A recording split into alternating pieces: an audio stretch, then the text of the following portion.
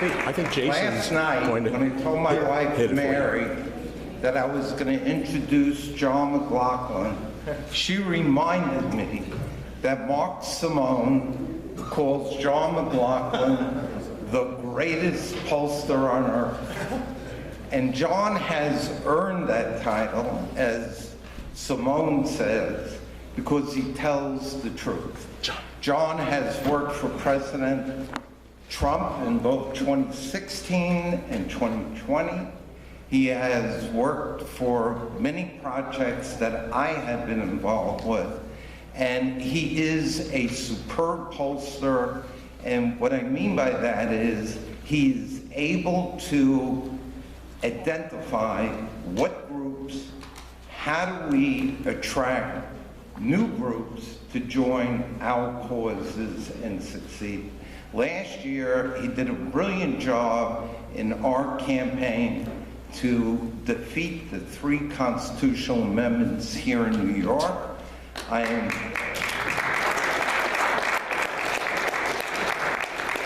am glad to call him my friend, but I also want to say that he is a principled conservative. Whether it's right to life, pro-police officers, pro-law enforcement, pro-family, John is all those things. So it's great to have one of our own being the best in the world.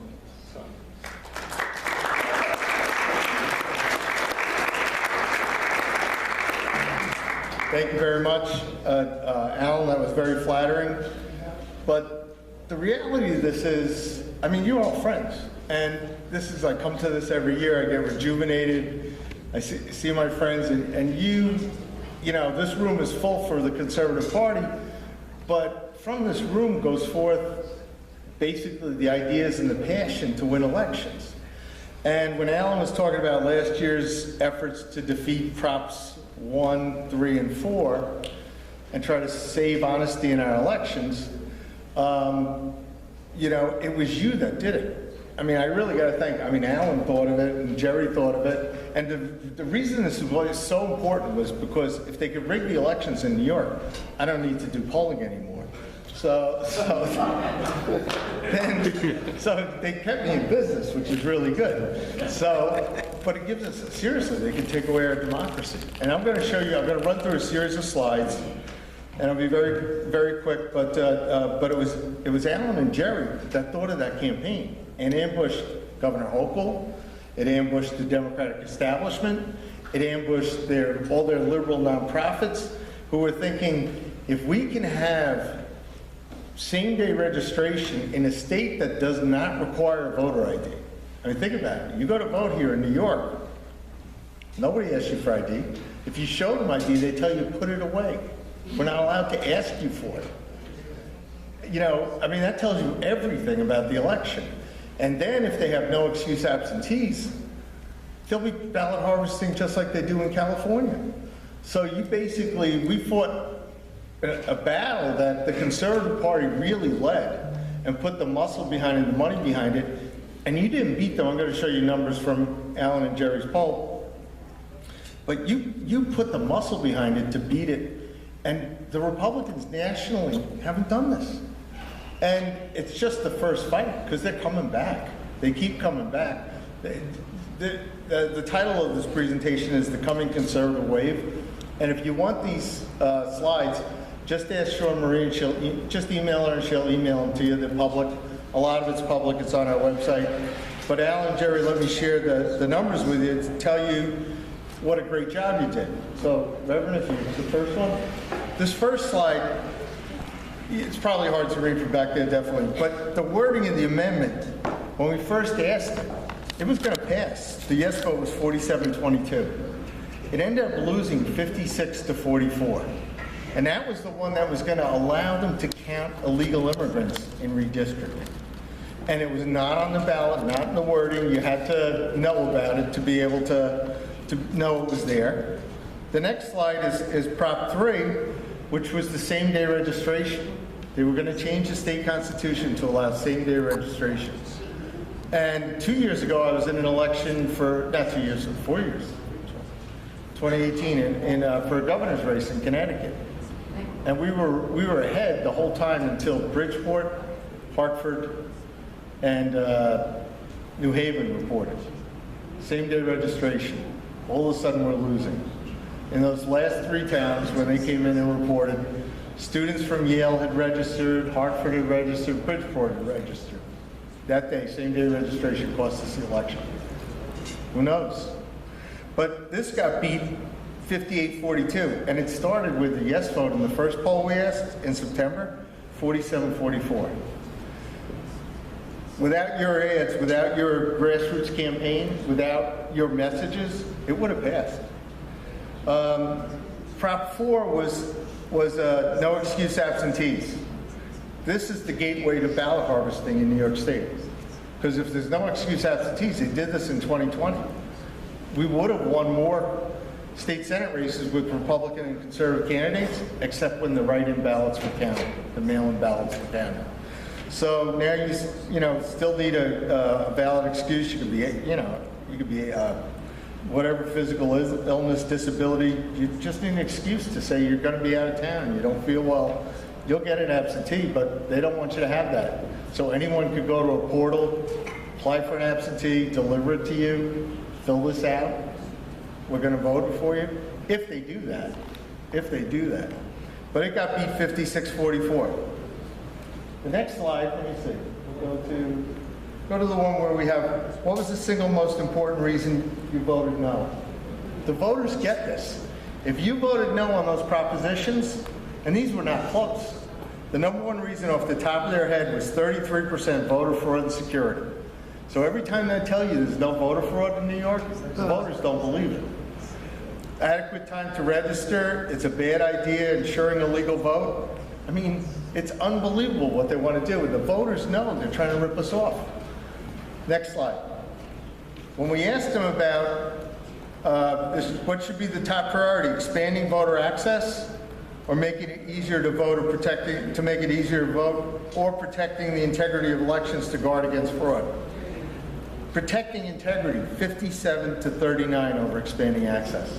Integrity has to, voter ID, integrity of the election, honest elections, it's the majority of voters in New York. It's almost 2-1. I mean, whenever they bring up voter access to you, talk about honest elections, talk about voter integrity, election integrity. From the same poll, those numbers were of 600 voters who voted in last November's election statewide. That included the mayor's race in New York City. That included the county exec's race in Nassau County. That included the DA's race in Suffolk, all the races upstate, every town supervisor, et cetera. Those races are all accounted for in this post-election survey, and we took it in November. Is New York State headed in the right direction, or has it seriously gotten off on the wrong track? 64% of all voters say it's on the wrong track. 64%. You have Democrats say it's on the wrong track, 41%, Republicans 95%, that includes conservatives, independents over 70%. We should win this election because the voters know the state's headed in the wrong track, and it hasn't gotten better. So this is a survey of actual voters. Over 3 million people voted last November. It'll be higher, sure, it'll be 4 or 5 million, but as long as we can have honest elections, the voters will make things change. Next slide. Governor Hochul. Her job approvals, 46% approved, 38 among those people that voted last November. You want to know why she wants to come back and bring voter changes to the electorate? Just like those things started under Andrew Cuomo. He knew he was in trouble. And she is just, I mean, full disclosure, by the way, I work for Lee Zeldin, who will be your next governor, because the Conservative Party supports him and is ready to elect him. And you will lead that again, but I will tell you, you will.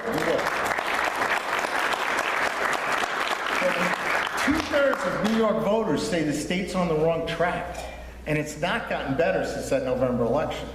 When they say it's on the wrong track, Governor Hochul is sitting on top of an election that she knows she can't win. If we have a fair and honest election, and the voters know that she's not doing the job.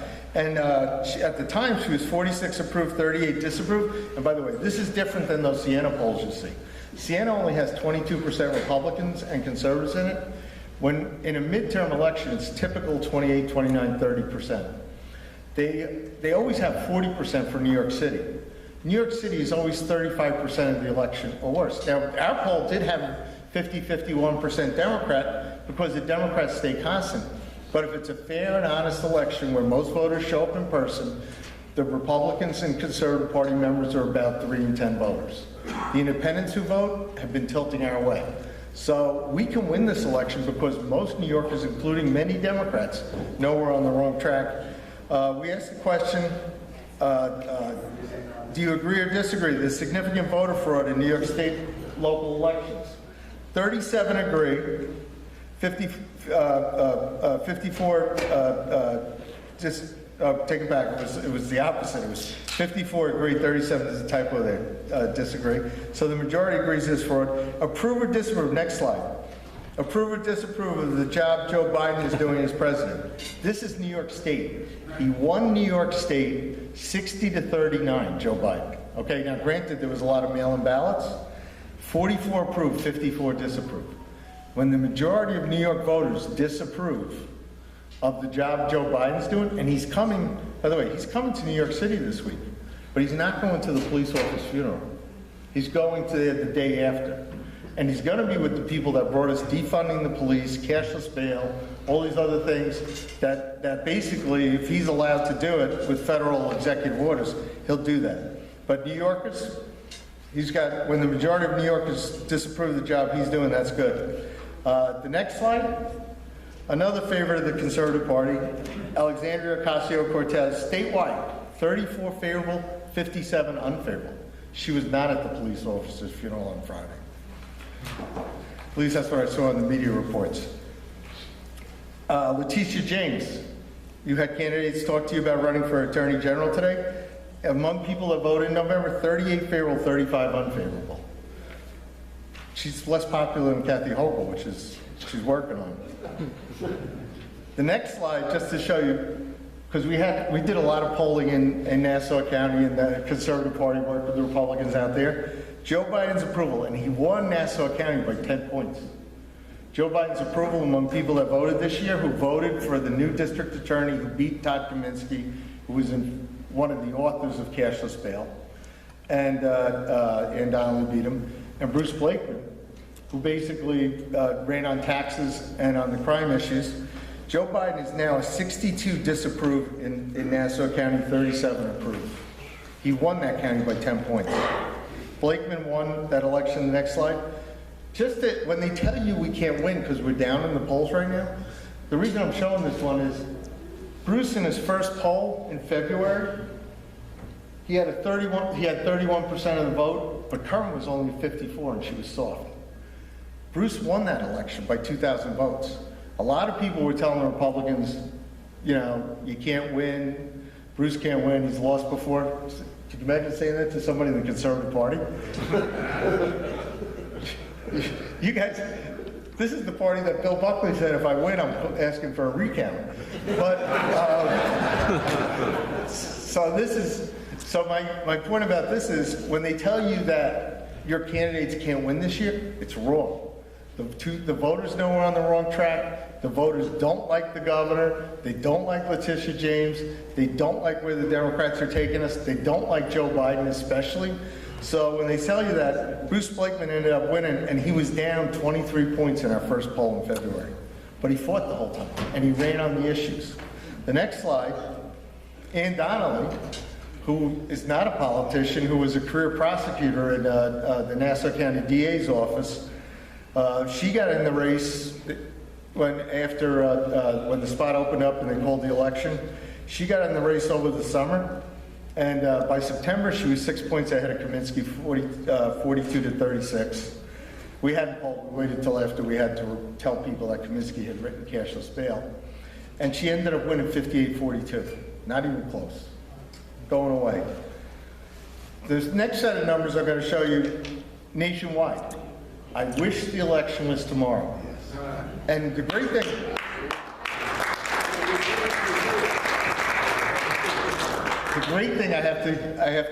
you have a mission. The job of the Conservative Party in New York State this year is to stop the Republicans from snatching defeat from the jaws of victory. You don't let them blow it. I mean, if these numbers hold, we will win in a landslide. We will take back Congress, we'll take back the Senate. New York State, yeah, they're trying to redistrict you guys out of existence, right? I mean, this is unbelievable what they're going to do to the state Senate, the state Assembly, and certainly our congressional seats. You got to fight, because the Democrats, if they don't rig the election, you'll pick up seats. You'll pick up elected offices up and down the ballot. The direction of the country, this was as of January over a week ago, 65% wrong track, 32 right direction. By the way, if anybody's bored on Sunday night, there's no football this weekend, you can watch me on Mark Levin's show. I'm supposed to record that. It'll be on Sunday night, 8 o'clock. So, talking about the same poll numbers. But you got it first. Don't tell him. You might cancel me. But 65 wrong track. And what's great about it, there's a hidden vote. Those who are undecided for Congress, the 9% undecided for Congress, they say we're on the wrong track, 76-17. Anne Marie should run again. This was like 2014 all over again. This is like 2014 all over again. So the undecideds are not undecided. They're just not voting Democrat. The generic ballot for Congress on the next slide, 48-43. Republicans are ahead. Republicans are ahead. They never had in these polls. We should thank Joe Biden. Send him money. Job rating for Joe Biden. Because this is likely voters, this is not registered voters, not adults like some of the cheap media surveys. Likely voters, we know they're going to vote. 41 approve of Joe Biden, because there are some Democrats in this, but 57 disapprove. The amazing number, 22%, a quarter of the people. This 51% of this poll had voted for Joe Biden, told us they voted for Joe Biden. 51%, matches up the national survey. 37% are Democrats. The 51% that voted for Joe Biden, 22% disapprove the job he's doing right now. A quarter of the Biden voters have buyer's remorse.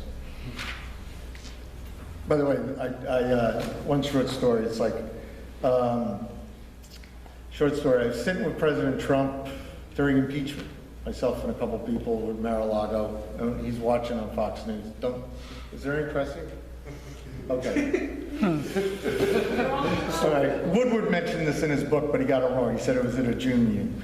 But it was in January. And then there was a later June meeting where they talked about it. But you could correct Woodward if you want. He never talked to me about it. I just read it in his book.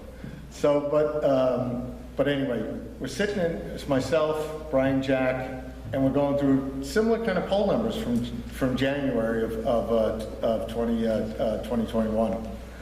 And we're sitting there and I'm saying, you know, for me, who volunteered for Reagan in '76, when I was in college, and then that's when Dick Rosenbaum told me I couldn't come to the college Republican meetings anymore. Big loss. Didn't we pick up delegates? We won. We won in Rockland, right, Bill? So anyway, so sitting with President Trump and sitting with Brian Jack, who was his White House political director formerly, and we're going through the poll numbers. And I said, this is like Reagan. After '76, when he didn't win and Ford lost, people realized, you know, they'd missed it. And Reagan would be, you know, for then 4 years, we were like buyer's remorse for Reagan, and he won in a landslide the next time. And I said, Joe Biden's worse than Jimmy Carter. And he will fail. And as he fails, you'll succeed, and there'll be buyer's remorse. And the president was listening, and I think he was absorbing that at the time. And since then, I've spoken to him, and I said, look, I had no clue he was going to fail worse than Jimmy Carter, and I met him once. What basically Joe Biden has done to America, I mean, he surrendered Afghanistan. He didn't withdraw. He surrendered it. And in May and June, when his economic policy started to fail, and the country thought the economy was going to get worse, not better, because you were seeing the signs of gasoline going up, inflation going up, he's in total collapse. So when you look at Joe Biden's numbers here, and he's got a 57 disapprove, 41 approve, that was in January, just very recently. Is he going to find a bottom? Because when you look at it, 25% of the liberals disapprove, Democrats, 22% disapprove. His base is cracking up. and we're winning the independents overwhelming. All we have to do is run on the issues, hold the Democrats accountable, and go after them. The things that the Conservative Party is perfect to, we do this, or we got to raise the debt ceiling. Are you kidding me? I mean, you need to run on the issues and we will win, and hold the Republicans accountable. This is a favorite of mine, the next slide. Do you think Joe Biden should take a cognitive health test and release it publicly? 60% of all voters say yes. 39% of the Democrats, 56 of Hispanic voters, 43 of African Americans. It's not a secret. We see this guy over in Europe. I do work in Europe, in countries where they don't shoot the pollster.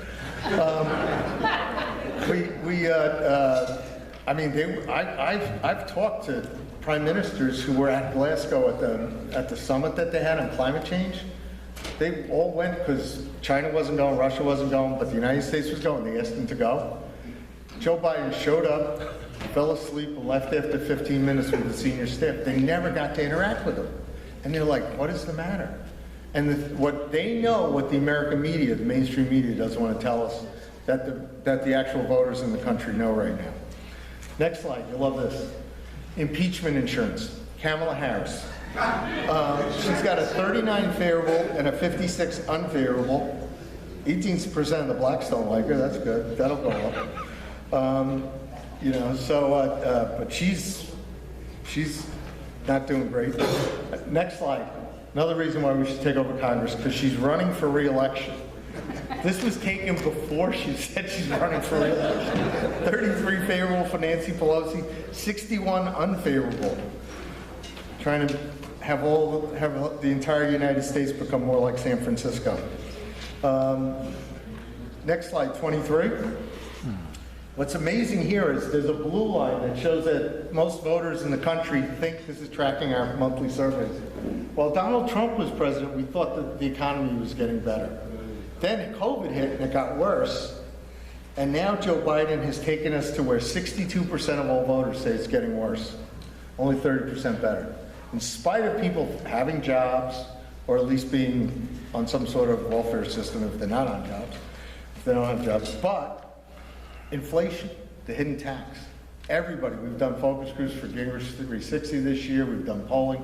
Number one economic issue in the country is cost of living. It's inflation. So anybody who watched the 70s show and thought that was a really funny show, you have no clue. Because those of us who are old enough to remember gas lines, shortages, meat shortage. Remember there was a meat shortage then too. But 2/3 of the voters think we're on the wrong track. What's the solution? The next slide. 52 to 34, they say they want smaller government with fewer services. Got close during COVID, but now it's back to the majority of Americans want a smaller government with fewer services. Next slide, for those who are in the socialist wing of the AOC party, 61 to 15, the voters say that capitalism, free market capitalism, is better than socialism. And among the Democrats, it's a little closer, but it's still 43-27. But Biden's tossed in with the socialists. We'll go to the next slide. This is among Democrat primary voters nationally. If the primary election were held today, for whom would you vote? Joe Biden gets 25%. Their sitting incumbent president, his base is cracking up. They don't have a party. The country, what's scary about America is we don't have a leader right now. And the Democrat Party does not have a leader. And, the next best is Michelle Obama at 17. What I was really disappointed, AOC only got 7. And the one I was hoping would make a comeback, when you look at Hillary Clinton, she was only at 7 down on the bottom there, but she's tied with AOC. So you could have 2 candidates from New York in the next primary for the Democrats. Next slide.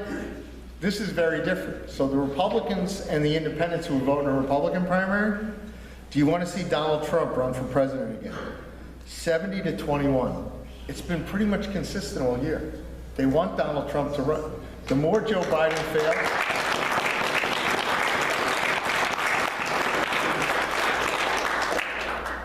Trump should send him money. The more Joe Biden fails, the stronger Trump gets. And the more they attack him, the more it backfires. And this is a national survey. It's been pretty consistent. Next slide.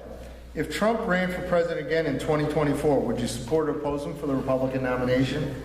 81 to 15, the prior voters said they would. So now, granted, it's a different scenario that you got to go Iowa, New Hampshire, and all these states, but right off the bat, right now the solution to what Joe Biden's put in progress is to renominate and reelect President Trump. And when we put in a field of 14 candidates, because other candidates may run against the president or former President Trump, he wins 53, the next 53% of all the vote. The next closest is Ron DeSantis at 13, Mike Pence at 9. There's some real good ones here, like Mitt Romney 3%, Larry Hogan 1%, Liz Cheney, she gets 1% too. She'll have lots of time because she won't be in Congress anymore. She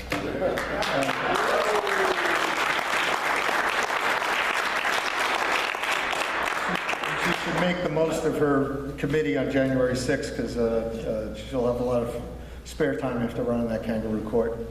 But in the meantime, if there was a head-to-head race, general election, back to the full sample of 1,000 voters, if Trump would have run against Biden today, 49-44, Trump wins. Not even close. If Trump were to, next slide, if Trump were to run against Kamala Harris, Trump 51, Kamala Harris 40. If Trump were to run against Hillary Clinton, I was hoping she would do better so she'd kind of get in the race with a little grounds. I hear, anybody from Westchester? Yeah, if you go to Chappaqua, right, John? You ought to get a video team out front. There's a lot of people coming and going in that house that think she's going to run again somehow. You know, so, but she's losing to Trump 51-41. So the Democrats, the more they hit Trump and the more they come after him, they don't want him to run again. They're afraid he's going to win. So that's pretty clear. And if you were to ask me if he's going to run again, I'd say the more they hit him, the more likely he will run and beat them.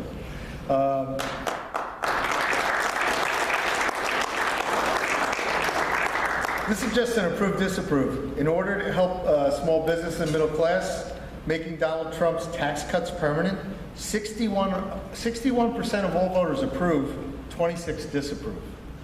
The Democrats want to repeal them. The majority of Americans, we're supply-siders now. We want them made permanent. The next slide, we asked, do you approve, and these, by the way, a lot of these questions get some press in the right of center media, but not in the, we publish these numbers, but not so much in the mainstream media. This certainly won't get any publicity on NBC. Approve or disapprove American businesses and corporations sponsoring the Winter Olympics in China, even though it has been documented the Chinese Communist government is putting on the Olympics, is actively engaged in human rights violations such as slavery, forced labor, physical and sexual abuse against women and children, as well as violating religious and cultural freedoms of its citizens. 59% disapprove, should be higher. 25% approve. So most Americans, when they're doing these Olympics in China, most Americans don't want to see this. And they don't want to see our corporations sponsoring this because they know what China's all about. Great issue for candidates to run on. Approve or disapprove. This is nationwide, a nationwide sample of all voters. Allowing foreigners and non-citizens to vote in local United States elections who have been in America for as little as 30 days. That's the law they're passing in New York City. 78 disapprove, 15 approve. We got to make this a national issue. Every Democrat that does not speak out against this should be held accountable. Because you want to know why they're flying people from who are here illegally around the country to places that might be kind of battleground swing areas? It's not hard to figure out. And 67% strongly approve because they want to cancel out your votes. The next slide, allowing biological men to compete in sports with college women and high school girls. 67 disapprove, 20 approve, 54 strongly disapprove. I mean, the voters are with us on the issues. Finally, one that would appeal to a lot of conservatives who want a restoration of personal freedom. I mean, considering the recent waves of the coronavirus, do you think the United States should learn to live with it and restore personal freedoms, or should the government take harsher measures, including lockdowns and more personal restrictions and mandates, as China has done? Restore personal freedoms and live with it, 52%. Harsher members, 36%. Finally, just one last slide. I want to show you this. This survey, we've been asking this for well over a year. Are you, your parents, and your grandparents, or someone in your immediate household an immigrant to the United States? Most of us as New Yorkers look at this and say, yeah, that's my family. And 32% of all voters said yes. The key is these voters either think America is, or more likely to say, we've done polls earlier this year, when you ask, is America the greatest country on earth? And almost over 70%, close to 80% will say yes of all voters. The immigrant population is higher. They have a greater affinity for the United States. They have a greater support for the United States. If we are going to win elections this year, we have to take back the legal immigrant vote, because they did it right. They're here, and they're more than willing to vote with us and make sure that we save New York State and save our country. So with that,